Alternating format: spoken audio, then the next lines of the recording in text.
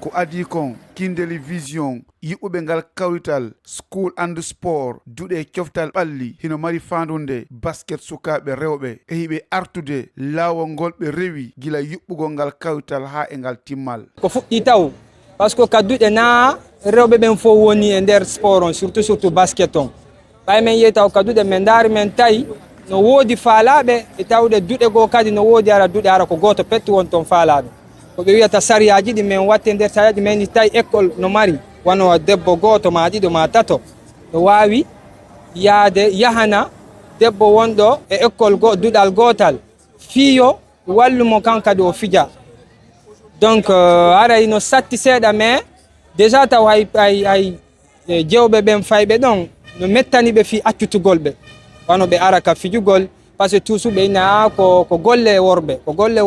ɓe wawi fijude si tawi tun ɓe compte yimɓe duɗe ɗen par ce que na sengo woto ko cenɗe ɗen fof duɗe ɗen jewɓe fawɓe menen organise ɓen ko men fof men hawtutu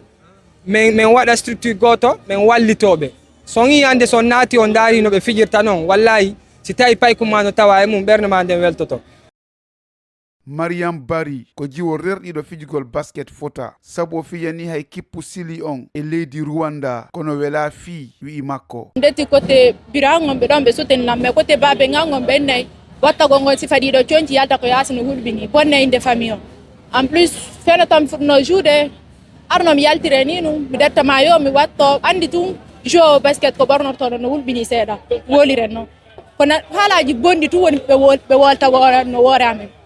en plus milan arde ko tere maɓe nela mi watto goɗɗum ko lelam mayo ha simi woyti ko tere mitta simin ari kadi simin woyti simin jemmi ga simin yetitike ko suudu ɓenne men min jemmi ɗule fof ɓenne men wo fopp no anndi juugongo ko fi worɓe ɓe naafide juuɓɓe ko fi ɗum ɗo déjà taw objectif an goto ɗum ɗo réussi puisque mi représenti on pays an on mi wattike couleur pays an on donc deuxiéme objectif an on ko mi iwa ɗo fe mi yaha mi joua on pays ji ɓuyi deedi ɓuyi mi yaha toon mi joua toon en plus fi tum yimɓe mawɓamɓe yo anndu yi ko soɓe jokki nasama kala naafi watta gon tum kiloti jiɗin yalta ko yaasi fiyo yimɓe ɓe anndu lan joude basket naafi ɗum ɗon layande ko tere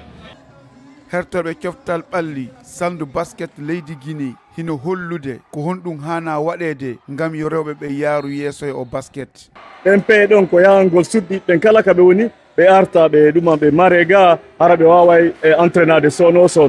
kadi peeɗen kadi ko darnugol ɗuma stade ji ɓuyi kaɓe suddiɓɓen fewndi ɗon fiyoɓe wawa pratiqueude ko tambitagol kadi ɗin ɗumaji l'école ji e ɗin fédération ji wonɗi ka nder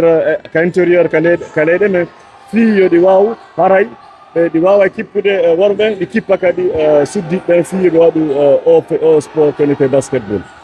basket on no yaadi e jande nden c'est à dire que on tigi wata mutade ka basket ciciɗina l'école o andine wondema ko o alhaali haɗi basket rewɓe Guinée wawa dartagol ɗiya leydi Afrique